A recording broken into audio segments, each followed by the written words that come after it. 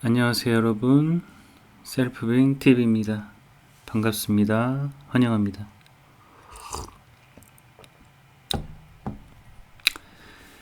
어떻게 보면 제가 여러분들하고 이렇게 소통하고 싶어하고, 또 제가 이런 기록을 남기는 것은 이제 사실 저 자신을 위한 게 되게 많고요.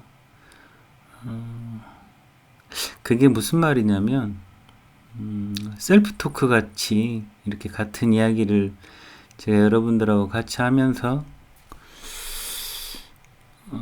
같이 하는 건 아닐 수도 있겠죠. 근데 이제 저 혼자 하면서도 제가 혼자 많이 위로를 받습니다.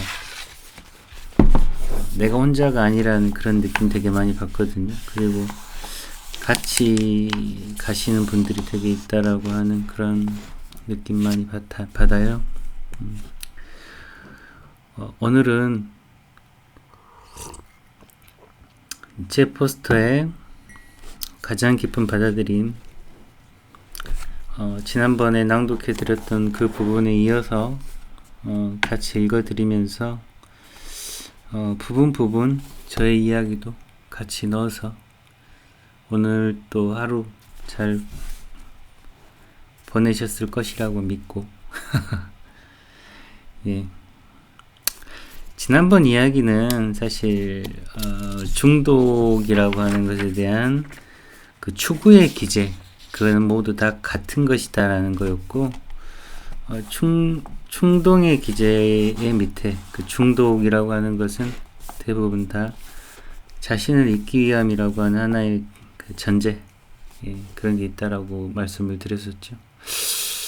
그리고 제가 이제 그 중간에 한번 이제 다시 올려드렸던 영상이라기보다는 녹음인데요. 독백같이 했던 것은 제가 어떻게 해서 이러한 길에 또 들어서게 됐는지, 그런 거였습니다.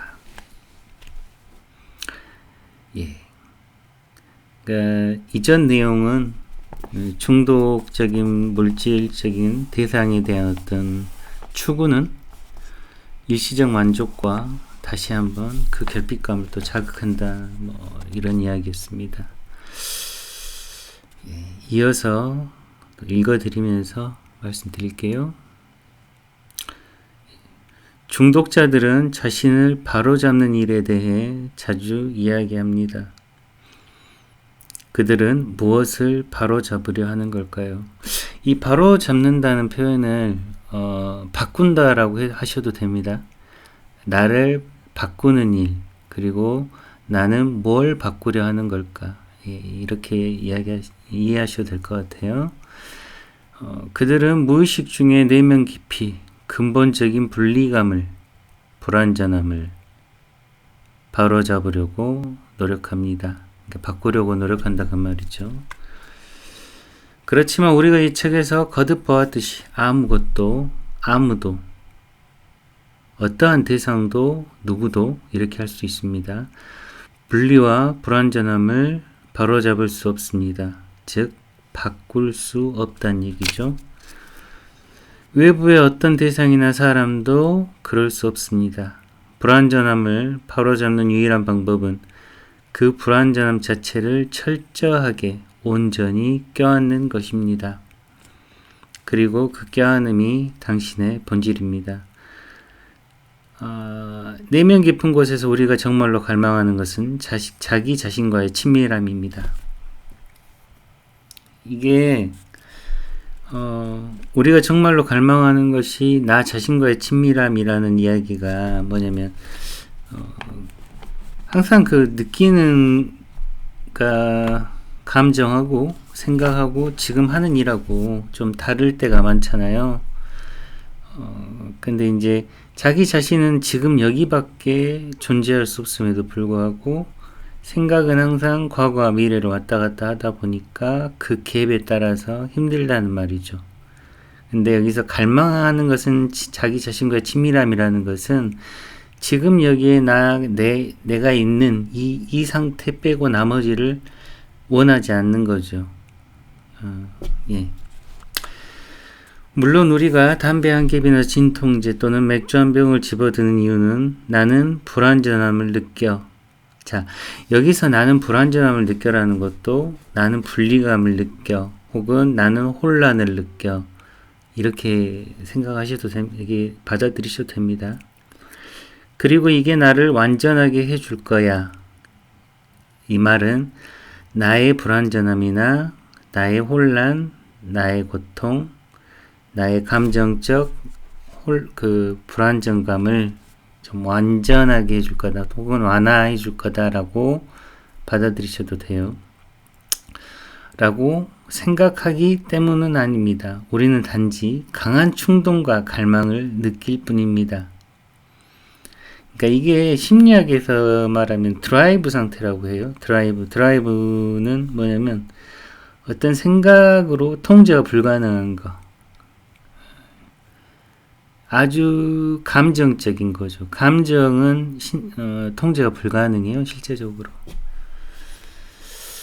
강한 충동과 갈망을 느낄 뿐입니다. 라고 하는 것은 감정적인 이야기입니다. 우리는 이상하게도 대개 우리 의지에 반하여 중독 대상이 이끌립니다. 이게 이제 갈망이다 그 말이죠. 감정. 내게 선택권이 있다면 이렇게 하지 않을 거야 라고 생각하지만 내게는 선택권이 없는 것처럼 느껴집니다. 그러니까 앞은 생각이고 뒤는 감정이에요. 그러니까 감정은 선택권이 없죠. 보통 이렇게 확 끌려가니까. 담배는 나를 지배하는 기묘한 힘이 있는 듯 합니다. 도박, 섹스, 돈은 나를 지배하는 기묘한 힘이 나를 끌어당기는 신비한 힘이 있는 듯 합니다. 내가 아무리 저항해도 찬장에 놓여있는 초콜릿은 나를 부릅니다. 이 초콜릿은 어떤 대상이든 다 될 수 있어요. 뭐 술도 될 수 있고 담배도 될 수 있고 그러니까 이건 내가 되게 친숙한 어떤 대상이죠. 나를 먹어. 나는 네 기분을 더 좋게 해줄 거야. 자리에 놓여있는 맥주는 악마처럼 나를 유혹하며 해방을 약속합니다. 자, 어서 마셔봐. 딱 한 모금만. 그것은 지적인 일이 아닙니다. 이 말은 생각이 아니다 그 말이죠. 생각으로 통제가 불가능하다 그 말입니다. 즉 당신은 자신이 무엇을 추구하는지 의식적으로는 깨닫지 못합니다. 그저 담배 한 개를 집어들 뿐입니다. 또 한 잔의 보드카를 마실 뿐입니다. 초콜릿을 입속에 집어넣을 뿐입니다. 그리고 자신은 이런 행동을 도무지 어찌할 수 없는 것처럼 느껴집니다. 당신이 중독의 대상에게 통제당하고 있는데 자신이 어찌해 볼 도리가 없는 것처럼 느껴집니다. 자신이 중독의 피해자인 것처럼 느껴집니다. 중독이라고 불리는 일이 나라고 불리는 사람에게 일어납니다. 여기서 좀 생각해 볼 수 있는 게 나와 중독이 또 분리되어 있죠. 그러니까 이게 이원적 사고라고 하는 건데요. 내가 있고 또 중독이라고 하는 게 있습니다.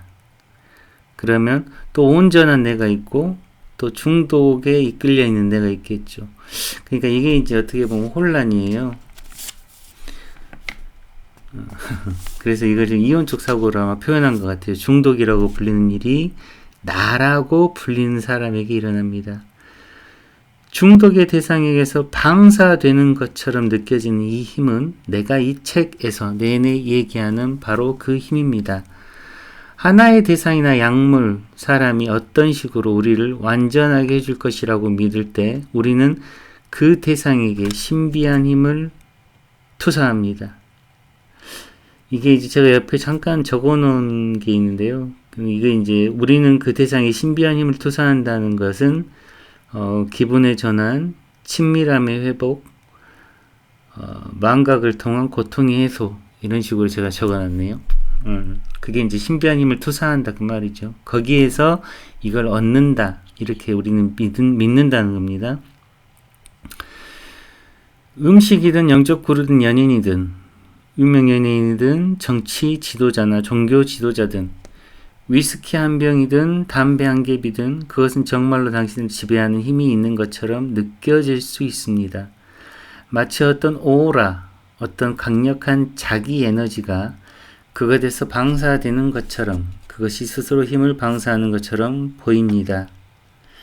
여기도 또 제가 뭘 적어놨는데, 그것이 스스로 힘을 방사한다라고 하는 것이 그것의 그 고유의 성질이 있다는 믿음이라고 적혀 있어요.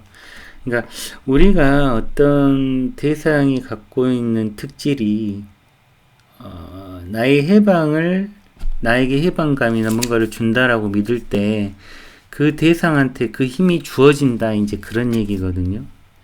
근데 그 스스로가 이제 어떤 그런 특성이 있는가, 이제 거기에 대한 탐구가 또 이제 자아 탐구긴 하죠. 하지만 그것은 진정한 힘이 아닙니다. 그 무엇도, 그 누구도 그런 힘을, 당신을 완전하게 해줄 힘을 지니고 있지 않습니다. 그 어떤 물결도 다른 물결보다 더 큰 힘을 지니고 있지 않습니다. 모든 물결이 똑같이 바다입니다. 그런 의미에서 힘은 전혀 바깥에 있지 않습니다. 이게 참 어떤 면에서 이해하기가 좀 어렵습니다. 그러니까 우리는 모든 생각, 느낌, 감정이 다르게 느껴지고 그것이 실제같이 느껴지거든요. 슬픈 거, 우울한 거, 기쁜 거, 막 이런 것들이 다 다르게 느껴지죠. 그런데 이제 진정한 자유가 구속까지 포함하는 것이 자유가 아닐까라고 봤었을 때, 자유라는 것을 우리가 상정을 할 때 구속이 생기잖아요. 그게 이제 이원적인 생각이에요. 그러니까 A 아니면 B, 자유 아니면 구속, 사랑 아니면 미움, 뭐 행복 아니면 불행, 이런 식으로 이제 느끼는 거죠. 근데 그 차별이 없어진다라고 하면 모두 다, 그래서 이제 제가 감정을 몸으로 한번 느껴보시면 우리가 이름 지어놓은 슬픔이나 우울이나 이런 것들이 동일한 몸의 감각으로 느껴지실 수가 있어요. 그렇게 보면 그 이름 자체가 큰 의미는 없다라는 거죠. 그러니까 모든 물결이 똑같은 바다라고 하는 것은 그렇듯이 어떤 그런 감정으로 표현이 느껴지는 것이 느껴진다라고 하는 그걸 떠나 있지 않다, 그 말입니다. 당신이 세상 속 저 바깥에서 힘으로 경험하는 것은 단지 당신 자신의 힘이 투사된 것일 뿐입니다.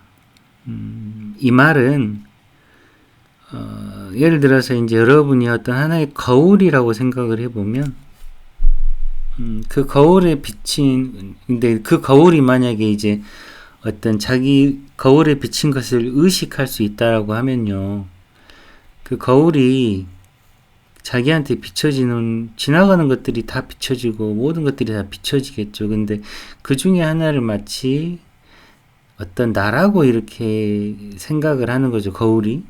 근데 거울은 뭔가를 계속 비추는 것이지 그 거울 자체가 뭐가 아니죠. 근데 거울에 비친 모든 것은 또 다 거울이죠. 그러니까 그런 의미에서 거울 바깥에서 비춰지는 것은 거울의 힘이 투사된 것 뿐이다, 이제 그 말이에요. 그게 이제 당신이 세상 속 저 바깥에서 힘으로 경험하는 것은 단지 당신 자신의 힘이 투사된 것 뿐이라는 얘기죠. 감정적으로 혹은 느낌으로 이게 느껴지기까지는 좀 어려운 많이 있습니다. 우리는 그렇게 살아본 적이 없어서. 넘어갈게요. 그 힘은 바깥으로 투사되어 다른 대상이나 사람에게 집중된 생명의 힘입니다. 이제 저는 여기다가 이제 나의 생명의 힘입니다라고 나의를 좀 붙이고 싶어요. 자기 자신의 힘 외에는 다른 사람한테서 뭘 느낄 수가 없거든요. 그래서 이런 표현을 한 것 같고요. 힘은 실제로는 대상이나 사람 속에 있지 않습니다. 비록 그런 것처럼 보이고 그런 것처럼 느껴지고 맛이나 냄새가 그런 것처럼 경험되더라도 힘은 어떤 사람이나 대상에 속해 있지 않습니다. 생명 자체가 유일한 힘이기 때문입니다. 이런 관념, 완성은 저 바깥에 시간과 공간 속에 세상 속에 있다는 관념, 어떤 사람이나 대상에게는 그것이 있고 다른 사람이나 대상에게는 있지 않다는 관념.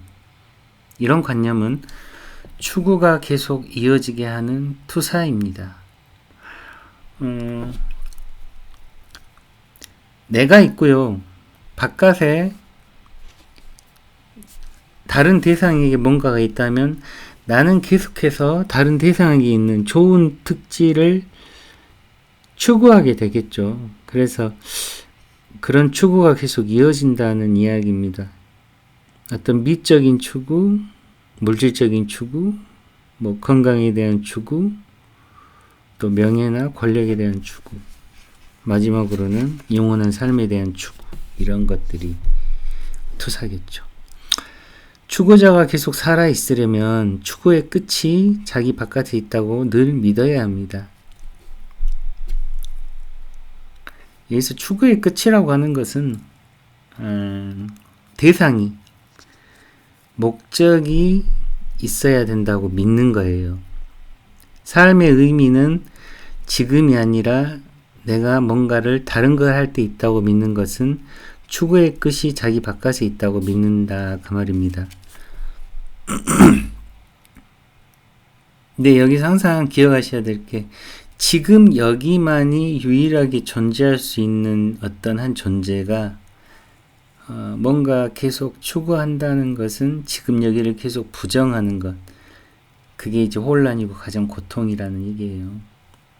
추구자는 보이지 않는 힘의 근원을 저기 바깥으로 보이는 세상으로 투사해야 하며 그런 다음 그 힘을 추구해야 합니다. 인류는 아득히 먼 옛날부터 힘을 저 바깥, 해, 별, 동물, 자연, 무생물, 다른 사람들에 투사해 왔습니다. 이것들이 어떻게 보면 이제 성경에서 말하는 우상이죠.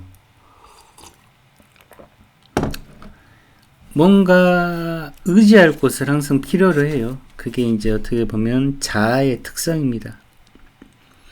인간은 언제나 신들을 섬겼습니다. 무신론자조차 이런 면에서는 깊이 종교적입니다.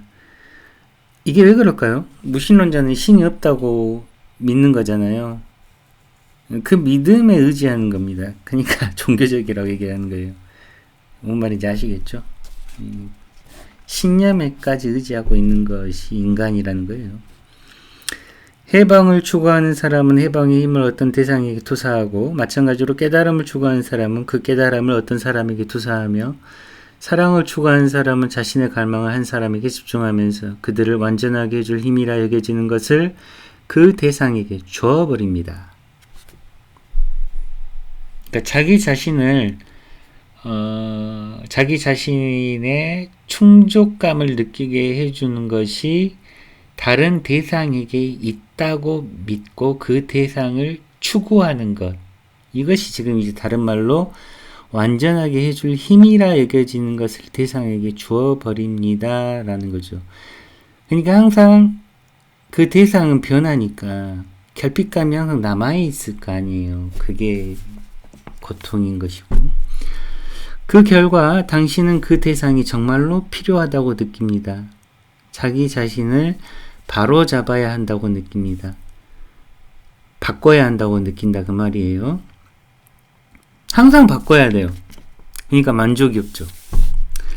자신이 다시 온전해지려면, 자기가 바뀌려면, 지금에서 다른 뭔가 더 나은 걸로 바뀌려면, 다른 감정으로 바뀌려면, 자기 느낌을 바꾸려면 섹스가 필요하다고, 초콜릿이 필요하다고, 술이 필요하다고, 담배가 필요하다고, 또 다른 사상, 이게 이제 사상이 그 법회라고 생각하시면 돼요. 영적인 어떤 모임, 그러니까 기독교로 따지면 예배, 그리고 불교로 따지면 어떤 그 법회, 예, 그렇게 생각하시면 됩니다. 또 다른 사상이나 수련회에 갈 필요가 있다고 구루나 사랑하는 대상과 어울릴 필요가 있다고 느낍니다. 그러니까 내가 나의 감정, 생각, 느낌을 뭔가 바꿔야 내가 좀 괜찮아질 것 같다고 느낄 때 이런 것들이 필요하고 나보다 더 나은 대상과 어울릴 필요가 있다고 느낀다 그 말입니다. 자, 필요는 추구의 기제가 우리의 경험에 스스로 발현되는 방식이라고 말할 수 있습니다. 여기도 제가 뭔가 이렇게 적어놨는데요. 필요에다가 해놓고 뭔가 빠져있다, 이건 아니다 이렇게 써있어요. 그러니까 이제 그 필요가 뭔가 빠져있고 이건 아니다라는 느낌이죠. 뭔가 부족한데 뭔가 이건 아닌 것 같은데 이거를 갖다 이제 추구의 기제라고 해요. 그러니까 추구의 네, 다른 데로 뛰쳐나가려고 하는 그 동력 그게 이제 발현되는 방식이 뭔가 필요하다 이렇게 된다 그 말이죠. 우리는 추구의 기제를 뭔가 필요하다는 느낌을 직접 경험하지 않습니다. 단지 살아가면서 필요나 갈망, 욕망, 열망, 무력감을 경험할 뿐입니다. 여기도 이제 뭔가 적어져 있는데 추구라고 하는 것의 실제적 경험을 표현할 때 갈망, 욕망, 열망, 무력감이라고 표현합니다. 욕망의 배후에 있는 추구의 기제를 이해하기 전에는 추구의 기제를 이해한다는 것은 내가 뭔가 바꾸기 위해서 내가 필요로 뭔가를 계속해서 어떤 대상을 필요로 하는구나 라고 하는 것을 이해한다는 것은 정말로 내가 이것을 통해서 그 필요라고 하는 뭔가 빠져있는 그 느낌이 사라지는가 라고 하는 것을 이해하기 전에는 진정으로 욕망을 이해하지 못할 것입니다. 사실 욕망이라고 하는 것은 내가 뭔가 지금 불안전하다라고 하는 그 결핍감을 깔고 있거든요. 그게 이제 추구의 기제고요. 그것은 당신이 진정 누구인지 알지 못하게 가로막는 듯한 놀랍게도록 창조적인 기제입니다.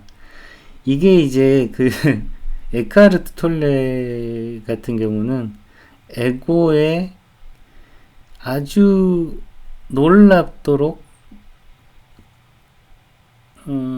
속임수라고 하죠. 이게 창조적인 기제라고 했는데 욕망은 이해할 수는 없다 그 말입니다. 우리가 생각으로 할 수 없다는 거예요. 추구를 알아보지 못할 때 추구가 일어나는 알아차림에 활짝 열린 공간이 우리 자신임을 인식하지 못할 때 이 추구의 기제를 있는 그대로 보지 못할 때 추구에 사로잡힐 때 우리는 고통을 받습니다. 그리고 고통에서 벗어나려고 바깥을 향합니다. 여기서 추구의 기제를 있는 그대로 보지 못함, 추구에 사로잡힘, 이것이 이제 고통이라고 하는 건데요. 이게 뭐냐면 어떤 대상, 물질적인 대상이나 어떤 관계의 대상이나 이런 것에 있어서 그것이 나의 어떤 이 욕구를, 나의 부족함을 채워줄 것이다 라고 하는 것에 사로잡힐 때 고통을 받는다는 건데, 이때 고통은 이제 그것이 만족되지 않을 때죠. 그리고 고통에서 벗어나려고 바깥을 향한다는 것은 그 대상을 향해서 무작정 뛰쳐나가는 겁니다. 그런데 그는 초콜릿을 계속 입에 집어넣는다고 해도, 혹은 섹스를 한다거나 술을 먹는다거나 마약을 꽂아 넣는다 해도 이렇게 생각해도 돼요. 만일 그 때문에 곧 비만해지거나 심장마비나 뇌졸중으로 쓰러지지 않는다면 문제가 되지 않을 것입니다. 그러니까 아무 짓을 해도 바로 죽지 않으면 문제가 되지 않는다는 거죠. 그렇게 생각한다는 겁니다. 초콜릿을 먹는 것은 그 자체로는 아무 잘못이 없습니다. 그러니까 행위 자체는 삶에서 별로 잘못이 없다는 거예요. 잘못이라는 것도 없다. 그런 행위 역시 삶의 일부입니다. 초콜릿이 해방을 얻는 수단으로 이용이 될 때 그때 문제가 시작됩니다. 이게 되게 그 결정적인 문장인데, 뭔가가 수단으로 이용이 될 때, 그러니까 어떤, 이게 이제 둘로 나눠지는 거죠. 그냥 맛있어서 먹는 것은 아무 문제가 없어요. 근데, 이걸 먹어서 내가 어떤 결과, 뭐 건강해져야겠다. 뭐 심장이 좀 문제가 있는 사람이 뭐 빨간 음식을 많이 먹으면서, 근데 이제 이게 왜 그러냐면 수단으로 이용이 된다는 이야기는 목적이 생긴다는 거잖아요. 그러니까 밥을 먹을 때 어떠한 음식을 먹으면 당뇨나 뭐 혈압이 좋아질 거다라고 하면서 먹을 때는 그 음식들의 맛을 모르죠. 모를 수 있어요. 근데 그 수단으로 이용이 되면 문제가 시작된다는 것은 이미 이제 그게 생각이 지배를 하게 되고, 내가 현실적으로 먹는다는 행위 자체는 하나의 수단이 돼버리기 때문에 의식적이지 못하게 됩니다. 이거 똑같아요. 내가 어떤 뭔가 나의 삶의 문제를 해결하기 위해서 다른 대상을 찾는다거나 혹은 뭐 신을 찾는다거나 최종적으로는 뭐 깨달음을 찾는다거나 뭐 이런다고 해서 지금의 삶을 다 무시해 버리는 게 있거든요. 그래서 제가 마음 공부 그런 모임에 갈 때 처음에 이렇게 저한테 되게 찔리듯이 다가왔던 게 도망가려고 온 거 아니냐는 그런 질문이었어요. 삶의 문제에서 회피하려고 하지 마라. 이거는 삶을 오히려 적극적으로 살아갈 수 있는 그런 길이라고 이제 말씀을 하시더라고요. 그러니까 목적이 사라지면 수단도 사라져요. 그게 이제 어떻게 보면은 불교에서 이야기하는 연기입니다. 제가 바이런 케이티의 그 이야기 글 중에서 가장 시원하게 느꼈던 게, 내 삶이 되게 의미 없다라고 하는 것에 깊이 빠져 있을 때 바이런 케이티의 그 4가지 질문을 읽으면서 이런 문장을 접했어요. 자, 나의 삶은 의미가 있어야 한다. 그걸 가지고 4가지 질문을 던져보는 걸 읽어봤거든요. 네. 자, 나의 삶은 의미가 있어야 한다. 그러니까 이제 제가 이제 예를 들어드리는 겁니다. 이게 순간적으로 어떤 목적이 수단으로 이용된다, 이게 이해될 수가 없어요. 생각으로 바로. 그래서 이제 접근 방식을 방편으로 4가지 질문을 이제 제가 한번 들어드리는 건데, 나의 삶은 의미가 있어야 한다. 혹은 나는 술을 끊어야 한다. 혹은 나는 술을 끊으면 괜찮은 사람이 될 거다. 혹은 나는 술을 끊으면 행복할 거다. 행복해진다. 이렇게 합시다. 보통 이제 미래형이나 과거형은 바이런 케이티의 4가지 질문을 쓰지 않아요. 항상 현재형이에요. 그래서 나는 술을 끊으면 행복하다. 이 문장을 갖고 하면 그 다음 문장은 이러겠죠. 나는 술을 먹기 때문에 불행하다. 그러면 나는 술을 먹으면 불행해서 싫다. 이런 문장이 만들어지겠죠. 그러면 나는 술을 먹으면 불행해서 싫다라고 하는 걸 가지고 4가지 질문을 해보는 겁니다. 첫 번째, 그게 사실인가? 아주 첫 번째는 그냥 넘어가요. 그렇구나. 맞아. 난 술 마시니까 불행하지. 예. 근데 두 번째, 그게 100% 사실인가요? 라고 이제 2번째 질문을 자신한테 던져보는 거예요. 근데 내가 술 마실 때 항상 불행했나? 아닐 겁니다. 이때부터 이제 약간 균열이 가기 생각해요. 내 생각에 대해서. 나는 술을 마시기 때문에 불행해. 나는 술을 마시기 때문에 불행해. 나는 술에 중독되었기 때문에 불행해. 이런 문장에서, 자, 2번째, 그게 진짜 100% 진실이고 사실인가라고 봤을 때는 약간의 균열이 생깁니다. 그 세 번째서 내가 술을 마셔서 나는 술을 마시기 때문에 뭐 불행해라고 했다면 나는 술을 마시기 때문에 행복해. 혹은 나는 내 생각을 자 보세요. 되게 재밌습니다. 나는 술을 마시기 때문에 행복해가 진실인지 나는 술을 마시기 때문에 불행해가 진실인지 혹은 이제 또 바꿔볼게요. 나는 술을 마신다는 생각이 불행이 나는 술에 중독됐다는 생각이 불행이 이 중에서 이제 아주 직접적으로 뭔가 나한테 뭐가 사실인가 이렇게 보이게 되거든요. 그리고 이제 마지막에 이제 바이런 케이티는 그런 얘기를 하죠. 이제 그 생각이 없다는 당신은 무엇인가요? 대답하지 마세요. 이럽니다. 그런 거랑 똑같이 어떤 목적이라고 하는 것이 사실은 없다라고 하는 것을 그 생각을 네 가지 질문을 통해서 접해보면서 최종적으로 그 생각의 목적이 뭔가 그 목적이 없다면 그 생각도 의미가 없어요. 그러다 보니까 그렇게 되는 거죠. 그러니까 목적과 수단은 동시에 일어납니다. 어떻게 되기 위해서 뭘 하죠. 근데 그냥 하는 건 많지 않아요. 근데 그냥 하는 것은 내 힘을 필요로 하지 않습니다. 숨을 쉬는 거, 밥을 먹는 거, 그러니까 숨을 쉬는 거, 배가 고픈 거, 똥이 마려운 것, 오줌이 마려운 것, 졸린 거, 이런 것은 나의 의지를, 생각을 필요로 하지 않아요. 이게 목적 없는 거예요. 그러니까 모든 인간이 갖고 있는 가장 평등한 감각입니다. 이것만 유일하게 중독되지 않아요. 나머지는 대상으로 느끼는 건 다 중독됩니다.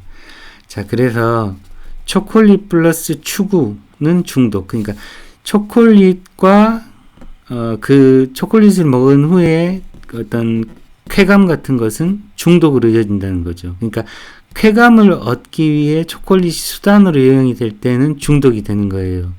또한 마찬가지로 술을 마셔서 행복하다 혹은 망각, 잊기 위해서 술을 마신다, 즐겁기 위해서 술을 마신다, 맛있어서 술을 마신다, 이런 것들은 다 중독으로 이어지는 거죠. 도박도 마찬가지고요. 그래서 이제 중간은 다 좀 넘어가겠습니다. 그래서 이제 중요한 문장은 문제가 시작되는 것은 추구자가 어떤 것을 얻기 위해 이런 행위를 이용할 때입니다.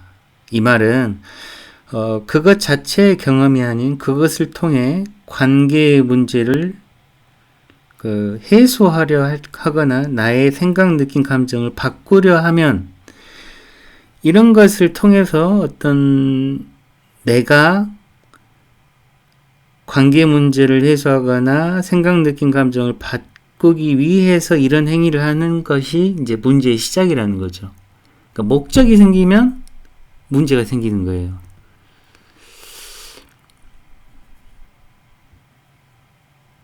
근데 이제 이게 반대로 가는 거죠. 그러니까 저희가 살아가면서 배운 것은 목적을 위해서 어떤 수단을 많이 연마하는 것이 삶이라고 많이 배웠잖아요.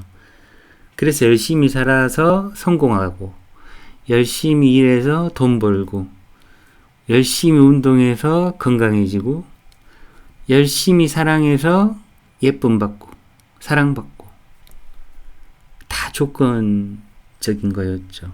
그러니까 이런 조건적인 것, 이것을 추구자가 어떤 것을 얻기 위해, 자, 이것이 이제 조건입니다.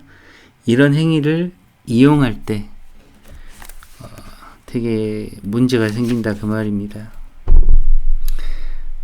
담배를 통해 어떤 것을 추구할 때 당신은 실제로는 더 이상 담배를 피우는 게 아닙니다. 그럴 땐 담배를 피우는 실제 순간순간의 경험을 거의 알아차리지 못합니다.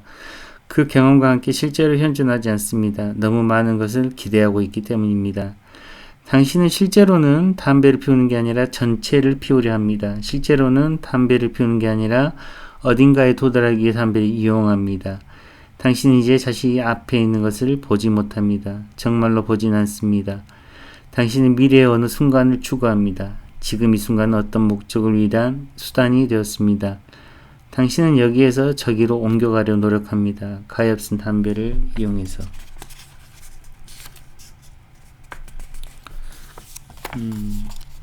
예. 오늘 여기까지 이제 말씀을 드릴게요. 사실 낭독 분량은 제가 좀 많이 해드리지 못했네요. 근데 중간중간에 사실 이 제포스터의 글이나 이것이 이제 외국 사람들이 원래 이제 자기 언어로 써놓은 글을 번역을 거치다 보면 좀 어려운 게 있어요. 표현의 한계가 있고요. 그러면서 이제 제가 이해한 대로 여러분들한테 전달을 해드리는 거고, 사실 제포스터의 책에 일관된 내용은 추구심입니다. 추구심. 그러니까 여기 이 자리에서의 나는 절대 아닌 거예요. 그래서 뭔가 대상을 항상 추구하고 쫓아가게 된다라고 하고, 그 때문에 결핍이 느껴지죠. 근데 우리는 반대로 생각해요. 나는 원래 부족하니까 저게 필요해라고 생각하는데 이걸 바꿔보자는 거예요. 저게 필요하다고 생각하기 때문에 내가 부족하게 느껴진다. 이게 추구의 핵심입니다. 그리고 내가 추구할 게 없다는 것은 내가 부족한 게 느끼는 게 착각일 때, 그때 이제 있는 그대로 편안해지겠죠.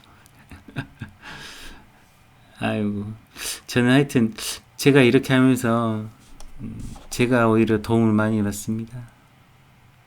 좀 어려우실 수 있는데 하여튼 있는 대로 좀 편안하시면 좋겠습니다. 도움이 되시고. 예. 감사합니다.